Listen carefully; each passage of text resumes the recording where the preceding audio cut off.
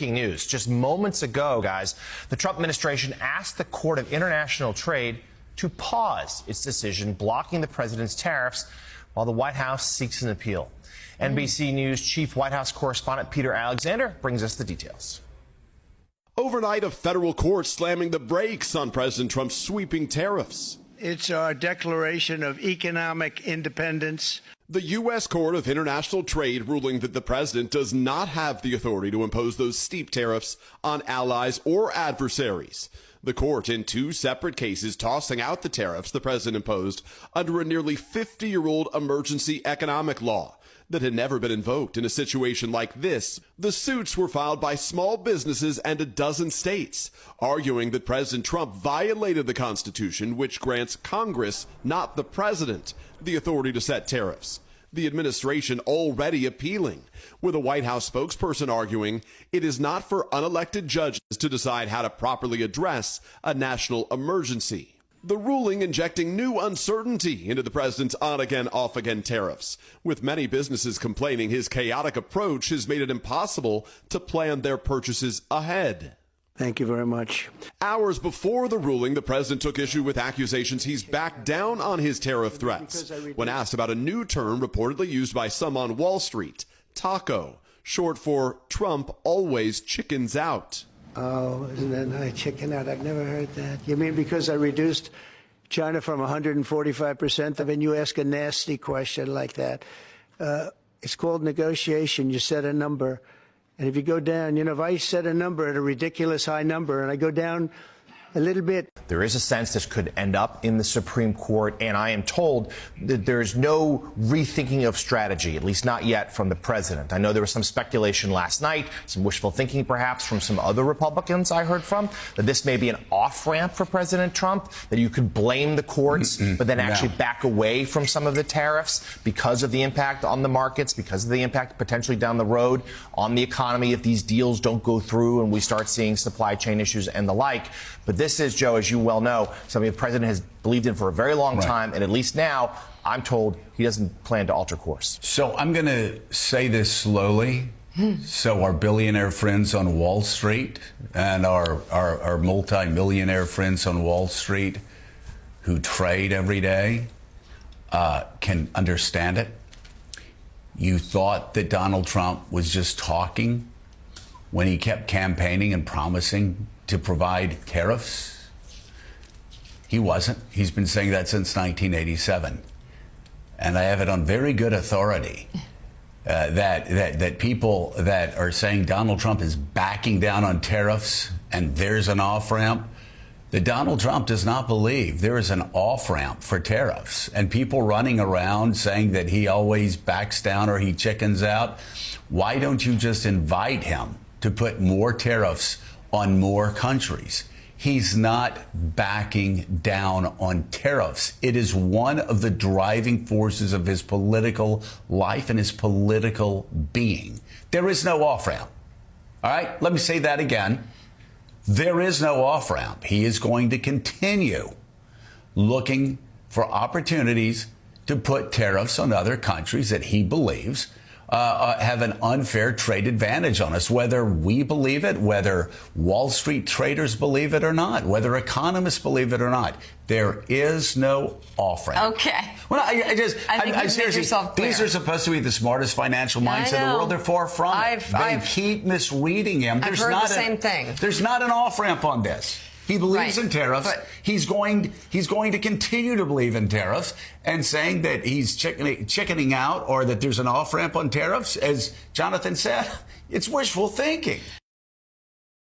Overnight, a staggering setback for President Trump's aggressive trade agenda. A panel of judges on the U.S. Court of International Trade blocking most of Trump's sweeping tariffs on China and other trading partners, determining that they are contrary to law.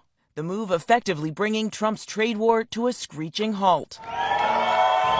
In April, the president declared a national emergency to impose his so-called reciprocal tariffs on goods from every country that trades with the U.S. without seeking approval from Congress. My fellow Americans, this is Liberation Day. As markets roiled, Trump defiant. I know what the hell I'm doing. But overnight, the federal panel ruling that the law does not authorize the president to use emergency powers to issue tariffs, and that his executive orders exceed any authority granted to the president. The judges appointed by Presidents Reagan, Obama, and Trump also blocking tariffs Trump imposed on China, Mexico, and Canada to combat fentanyl trafficking, because they do not deal with the threats described in the president's order. The Trump administration overnight quick to appeal, the White House rebuking the court, saying it is not for unelected judges to decide how to properly address a national emergency, adding the administration is committed to using every lever of executive power to address this crisis and restore American greatness. For weeks, the president's on-again, off-again tariffs have caused whiplash on Wall Street, sparking major sell-offs when he issues new threats and rallies when he pulls them back. In the Oval Office yesterday, Trump lashing out when a reporter asked about a new term for his turnarounds. Mr. President, Wall Street analysts have coined a new term called the taco trade. They're saying Trump always chickens out on your tariff threats, and that's why markets are higher this week. What's your response to that? I kick out? Chicken out. Oh, isn't that nice? Chicken out. I've never heard that. 6 months ago, this country was stone cold dead. We had a dead country. We had a country people didn't think it was going to survive, and you ask a nasty question like that. It's called negotiation. This morning, Elon Musk is out, stepping away from his role at the Department of Government Efficiency. Overnight posting online, I would like to thank President Trump for the opportunity to reduce wasteful spending. For months, Musk has been working to slash agencies as a special government employee, attempting to cut trillions in federal spending, but facing resistance from the public, lawmakers, and members of Trump's cabinet. And in the last hours of working for the administration, Musk publicly breaking with the president on his massive spending bill, arguing it would undo their own efforts to shrink the federal government. I was disappointed to see the massive spending bill, frankly, which increases the budget deficit, not just decrease it, and undermines the work that the DOGE team is doing. The president not publicly going after Musk, but arguing the bill couldn't cut too many programs in order to get it through the House. Well, reactions, a lot of things. Number one, we have to get a lot of votes. We can't be cutting. We need to get a lot of support, and we have a lot of support. We had to get it through the House. The bill Republicans just pushed through the House, officially called the One Big Beautiful Bill Act, does promise to slash federal spending by $1.5 trillion, with major cuts to Medicaid and food assistance programs. But the nonpartisan Congressional Budget Office now estimates it will add $3.8 trillion to national deficit over the next 10 years. The bill has divided Republican lawmakers, and even the president says it's not perfect. I'm not happy about certain aspects of it, but I'm thrilled by other aspects of it. But Republicans back in their own home districts are now forced to defend the bill and other actions taken by the administration. I am going to do the very best job I can on your behalf. At a town hall in Nebraska, Republican Congressman Mike Flood admitting he wasn't aware of everything that was in the bill when he voted for it. This provision was unknown to me when I voted for the bill. And in Iowa, Republican Congresswoman Ashley Henson booed at a town hall as she touted the bill. I was also proud to vote for President Trump's One Big Beautiful Bill last week. This is a generational investment. So as for Elon Musk, his role in the government was intended to be limited, but in recent days, he has said he spent too much time focused on politics as his businesses took a hit, George. Before announcing his departure as head of DOGE, Elon Musk criticized President Trump's so-called Big Beautiful Bill in an interview with CBS News, saying it adds to the federal deficit. Musk's agenda was to cut spending, but he's faced outrage from critics over how he's done it. CBS News has learned that his final day at the White House will be Friday. Tomorrow, he has already begun working on the offboarding process. And what Musk accomplished over his brief 4 months here was deep cuts to the government. Some Democrats would call them arbitrary, that led to the loss of tens of thousands of jobs. The outspoken Elon Musk bid an understated farewell last night in a brief online post on his social media site X. As my scheduled time as a special government employee comes to an end, he wrote, I would like to thank President Trump for the opportunity to reduce wasteful spending. The people voted for major government reform, and that's what people are going to get. As the driving force behind DOGE, Musk spearheaded seismic cuts at the Department of Education and the IRS and all but eliminated USAID. Across government, more than 200,000 federal workers were laid off. If we don't do this, America will go bankrupt. Before departing, Musk warned in a new interview with CBS News that the massive Republican tax cut bill will add to the deficit and undermine DOGE's work. I think a bill can be big or it can be beautiful, but I don't know if it can be both. My personal opinion. We will be negotiating that bill. In the Oval Office Wednesday, President Trump seemed to acknowledge that the bill has flaws.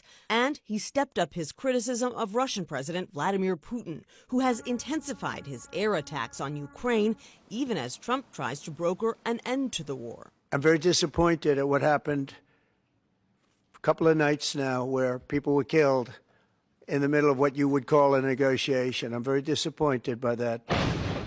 With a peace deal now in limbo, Trump said he's open to imposing new sanctions on Russia. Do you still believe that Putin actually wants to end the war? I can't tell you that, but I'll let you know in about 2 weeks. Within 2 weeks, we're going to find out very soon. We're going to find out whether or not he's tapping us along or not. And if he is, we'll respond a little bit differently. Putin is building up his military along Finland's border. Mr. President, what exactly are you seeing him do along your border right now? What is happening? Well, I mean, we Finns are cool, calm and collected. We have the border under full control. Russia has always had military bases along our border, and there's a normal buildup. You have to remember that 4 brigades were moved from the Leningrad military district when the war began in Ukraine, and our expectation is that there will be a build-up after the war is over, and that build-up will continue. And, you know, the reason is very simple. We have one of the largest militaries in Europe, together with Turkey, Ukraine and Poland, and on top of that we have just doubled NATO's border. So that's normal Russian activity. We have obligatory military service, 900,000 men and women who've done it. We have over 60 F-18s. We just bought 64 F-35s. We have the largest artillery in Europe together with Poland. And as I keep on saying, we don't have it because we're worried about Sweden. We have it because we want to create a deterrent against Russia. But again, to make the point, you've got the largest land border with Russia, and you are in NATO. So what do you say to those people who will explain and excuse Putin's invasion using the NATO rationale? Well, probably 2 answers on that. The first one is that I don't think Finland would have joined NATO had not Putin attacked Ukraine. And of course, Finland and Ukraine are a different kettle of fish, and we have a very different history. Now, the second reason is that I think actually Putin made one of the biggest strategic and tactical mistakes in recent military history. He underestimated the power of the Ukrainian army, he overestimated his own army, and he underestimated the resolve of the unity of the West. And look, what was he trying to do? He was trying to make Ukraine Russian. Well, it became European. He tried to split the European Union. I've never seen it more united. He tried to split the transatlantic partnership and especially NATO. And he ended up with neutral Sweden and Finland joining NATO. So you could perhaps argue that whatever he made was a colossal mistake. And the FBI has found what James Comey was hiding. Before we get started, please make sure you like, comment, share, and subscribe. Those little things really help us out, and they help our channel continue to grow. James Comey was hiding stuff. He was hiding stuff in little dark corners, in closets, in cabinets, all kinds of places where, well, James wasn't supposed to be hiding them. But see, James is a sneaky little devil when he was the head of the FBI. And so he had all these little things hidden around.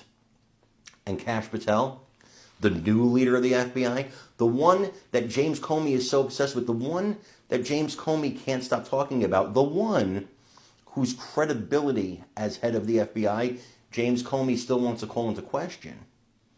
He's found all of this stuff. And now the roof comes down on James Comey. And here's why James Comey wants to destroy Kash Patel's credibility. Because he knows that he was corrupt. He knows he was a dirty cop. And he knows Patel and Bongino are coming for him. And he's scared. And he probably should be. The only reason you hide things is because you were doing dirty things. It's the only reason. It's the only actual reason to do that, right? You don't hide stuff if you're doing things above board. You don't hide stuff if you're doing things the right way, do you? I certainly don't. But Comey did, and you have to ask yourself why that was the case. What was he hiding? Was it about the Russia collusion hoax? Are we going to find out the truth about that now? Yeah, I think so. I think we're actually going to find out the truth this time.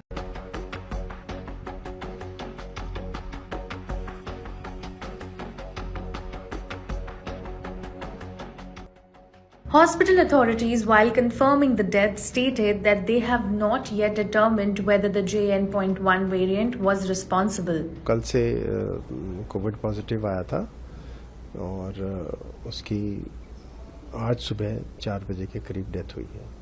Meanwhile, Karnataka has reported a noticeable rise in COVID-19 cases with 14 new infections recorded on May 28th, raising active cases in the state to 126.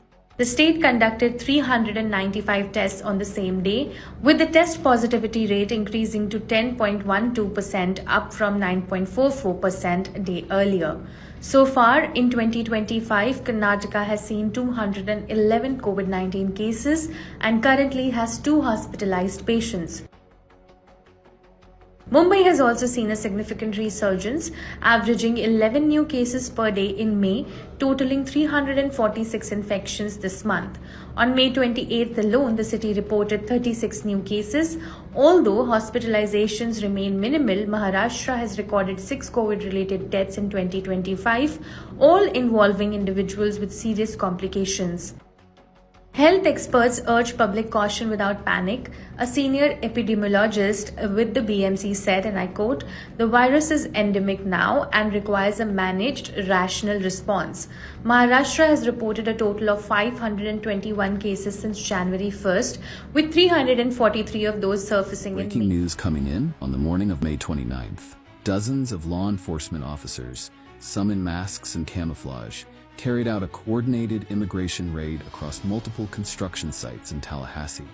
By midday, at least 34 individuals had been detained at a student apartment development near College Town called Perla at the Enclave. Authorities on the scene included the Florida Highway Patrol and agents with Homeland Security investigations. Detainees, speaking through the windows of a law enforcement bus, said they were from Mexico, Venezuela, Nicaragua, and Honduras.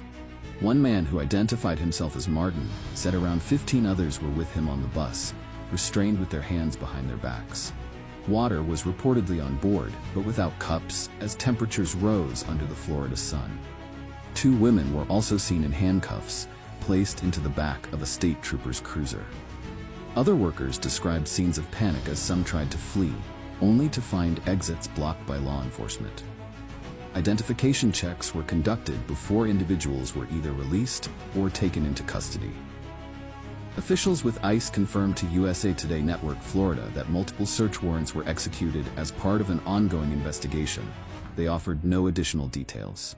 Meanwhile, the Tallahassee Police Department and Leon County Sheriff's Office said they were not part of the operation.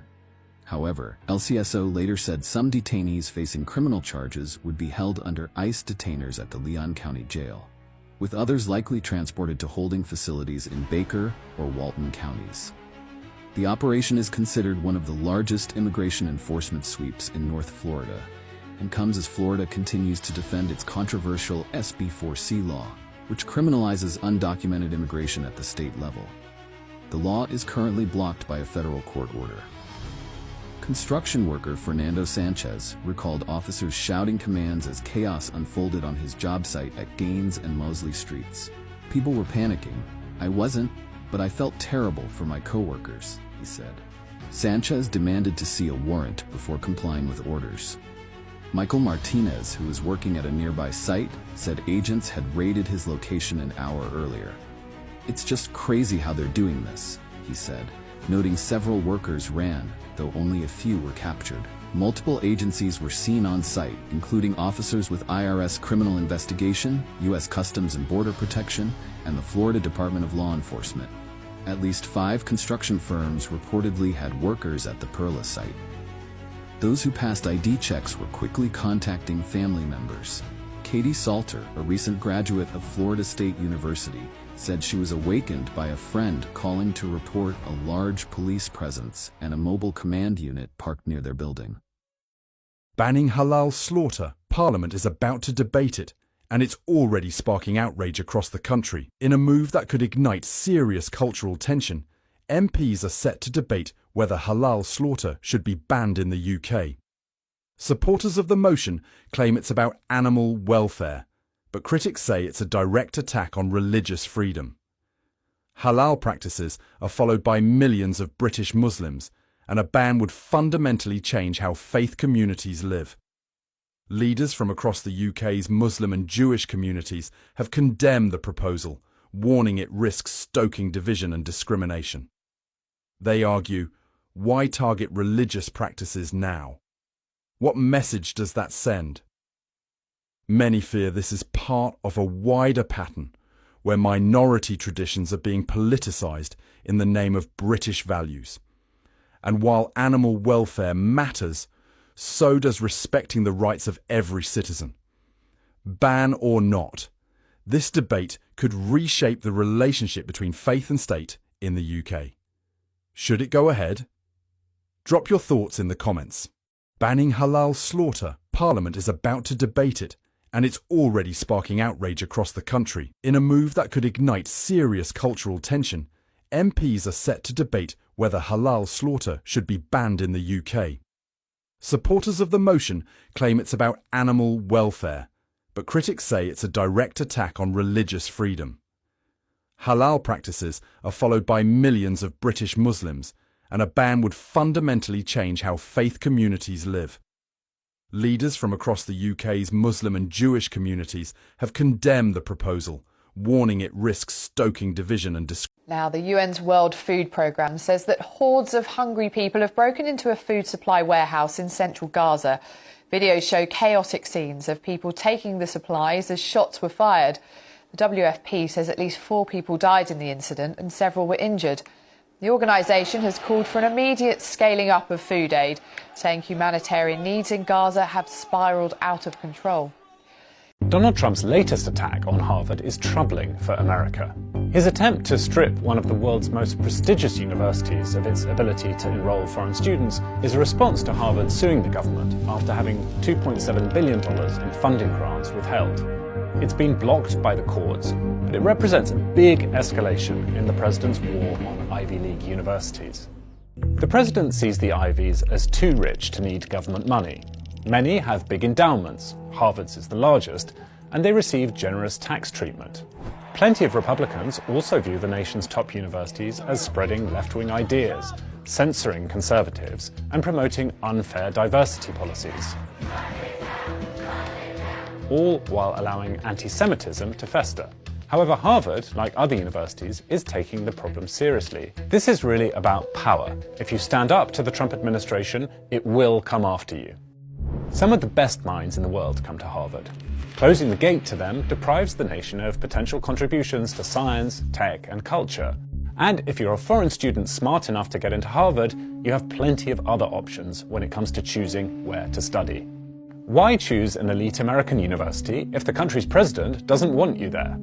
Donald Trump's actions against universities will also damage the country's soft power. They signal to the world that America no longer cares about gathering talent from other countries. Rival nations, such as China, will be delighted if America's global reputation suffers.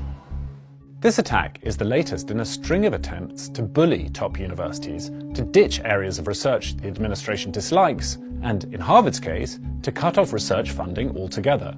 This is intimidating to scientists working in America.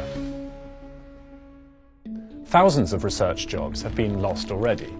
Senior scientists have also reported difficulty obtaining visas for incoming researchers.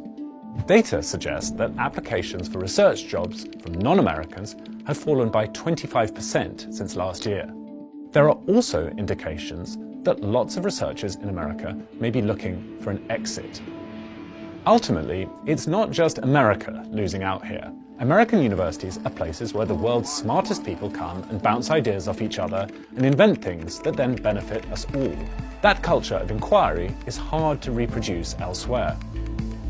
Crushing elite universities might be good politics for the MAGA movement, but it will come at a real cost to scientific progress.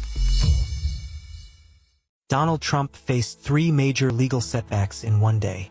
On May 28th, federal court rulings blocked significant elements of his immigration and trade policies. The Trump administration was ordered by a Boston district judge to resume considering applications for work permits and immigration relief for migrants living in the U.S. under parole status. Trump had signed an executive order on his first day of office to end these programs. Later, a federal judge in New Jersey ruled that the administration's efforts to deport Columbia University graduate Mahmoud Khalil were likely unconstitutional. Khalil, who is also a green card holder, is currently in ICE detention in Louisiana, challenging his potential deportation. The biggest blow came from the U.S. Court of International Trade after they blocked Trump's attempt to impose sweeping tariffs on almost all goods coming in from abroad. Trump implemented the tariffs under the International Emergency Economic Powers Act, but the court ruled that the act did not grant the president unbounded authority to apply global tariffs. Despite being detained, the 31-year-old says he still supports the work being done by ICE agents. I showed them my ID, my passport, and my picture, and they confirmed that it was not me. They're doing their job. I still support what they're doing. Unfortunately, they called the wrong person, but I still support whatever they're doing. And I voted for Trump, and there are a lot of bad people in this country, to be honest with you, because they don't deserve to be here. The courts should have no role here. There is a troubling and dangerous trend of unelected judges inserting themselves into the presidential decision-making process. America cannot function if President Trump, or any other president for that matter, has their sensitive diplomatic or trade negotiations railroaded by activist judges. I'd say the central unifying story of this presidency so far is Donald Trump wants to be a king. He's called himself a king. He acts like a king in a country whose foundational principle is we have no kings. And because the Republican Party in Congress has completely abdicated its own constitutional responsibility, it's been left to the courts to check Trump's monarchical impulses. Today, we got yet another federal judge telling Donald Trump he is not a king. This judge ruling on the hundreds of billions of dollars in taxes that Donald Trump attempted to impose unilaterally on Americans, saying essentially, no, you can't do that. Now, that's on top of a federal trade court ruling last night declaring Trump's tariffs invalid as contrary to law. Today, an appellate court temporarily stayed that ruling as it considers the government's appeal. But they should lose on appeal as well, because to anyone who's ever read the Constitution, or, I don't know, American history, remember the Tea Party? Those were terrorists, right? Yeah. This should all be plain as day. No, a president absolutely cannot just act like King George III and put hundreds of billions of tariffs on the American people without going through Congress, which is, of course, the taxing authority. Trump said that he needed 1.5 to 2 weeks to determine whether or not he believed Vladimir Putin wanted peace. He has been in office now for 4 months. What does he believe is going to happen in the next 1.5 to 2 weeks that would change his opinion? Well, it is my understanding and it is our hope that Russia and Ukraine will engage in direct talks and negotiations next week in Istanbul. And we believe that meeting is going to take place. And that is a meeting the president encouraged and urged for these two sides to come together and negotiate directly. Here, the urgent manhunt intensifying for a former police chief and convicted murderer. Roadblocks and security checkpoints have now been set up near state lines. And the warning tonight for the public. ABC's Faith Abube on the scene again tonight. She's in Arkansas. Tonight, authorities in Arkansas searching this dense terrain as they expand their search for former police chief turned escaped killer Grant Hardin. Would you mind rolling your windows down for me real quick? Officers stopping vehicles and multiple security checkpoints near the North Central Unit Prison, just south of the Missouri border, where authorities say Hardin made that daring escape 4 days ago. We're not going to rule anything out at this point, obviously, because all it takes is one vehicle to hop in and you can be anywhere. But as of this time, they feel very confident he is still in the area. Hardin seen here wearing a fake guard uniform. Tonight, an affidavit says a corrections officer at the prison, mistaking Hardin for another officer, opened a secured gate and let Hardin walk away. Officials realizing he was gone less than 30 minutes after his escape. Not to say that I don't trust that they're doing everything they can. It's just he's obviously clever and it's nerve-wracking. Hardin serving a decades-long prison sentence for the 1997 rape of a school teacher and the roadside murder of James Appleton in 2017. His crimes the subject of investigation Discovery's Devil in the Ozarks, showing what he told investigators. Can you walk me through your day about what happened today? I have to remain silent. Okay. On that.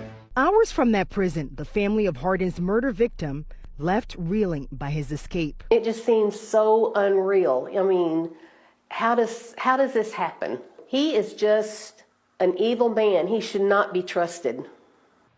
And David, a state prison official tells me there's supposed to be a verification process before doors are unlocked here at the prison, and that lapse tonight is under investigation. David. Yeah, major lapse there. Faith Abube. Faith, thank you again.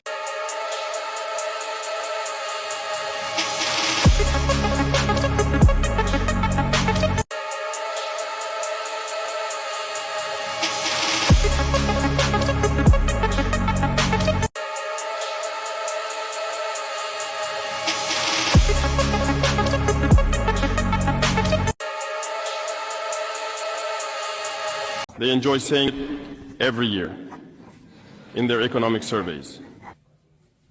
Burkina Faso is the poorest country, Mali is the poorest country, Niger is the poorest country. We are ranked among the last.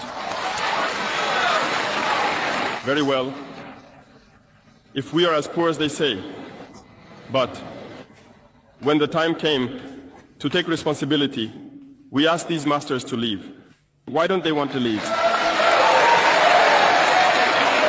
When we take the case of Niger, for over 40 years, some countries have been exploiting uranium to produce energy for themselves. From Ottawa to Paris, the streets are lit up. That's the light. But in Niger, it's darkness that is served to us. When you go to our states, our lands are riddled with holes, everywhere in search of precious metals like gold, but often there isn't even the slightest accessible road to reach the areas where they exploit gold, let alone some basic social services.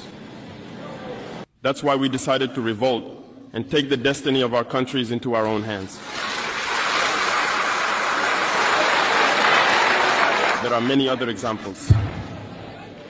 But when we decided to do so, well, we were approached by some armchair slaves to deliver the message of their master, because they had created this kind of polymer chain that rises to the head of our states to serve them. And we came to break the chain. And it's inconceivable for them. They approached us and asked us to fall in line, to become part of the elite that must lead Africa. Because they have a trained and conditioned elite that they must follow, who are embedded in that chain. We refused to fall in line with them. And from then on, hostilities began. They have infiltrated our areas with several mercenaries, trainers. Agents have descended into the Sahel, hoping to carry out barbaric, cowardly attacks against our populations, hoping to incite them to revolt. In addition to these on-the-ground attacks, communication attacks, manipulation, and disinformation are rampant in their ranks. But the people of the Sahel have understood, and never again will they be manipulated. They know where they come from, they know what they are doing, and they know where they are going.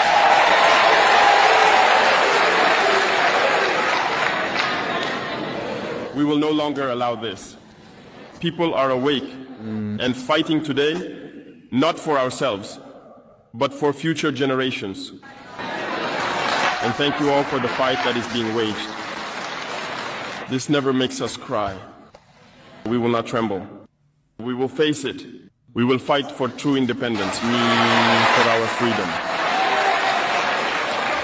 Because to scare the people of AS, these individuals only have 3 terms in their mouths: democracy, freedom, human rights. course. Their local lackeys are only elected in a democratic, free and transparent process, according to them, their values.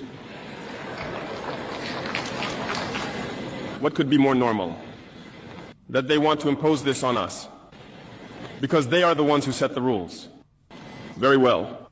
We have decided to take responsibility for ourselves. That's why on July 26, 2023, when Niger decided to turn the page, the armchair slaves and their masters got on their high horses.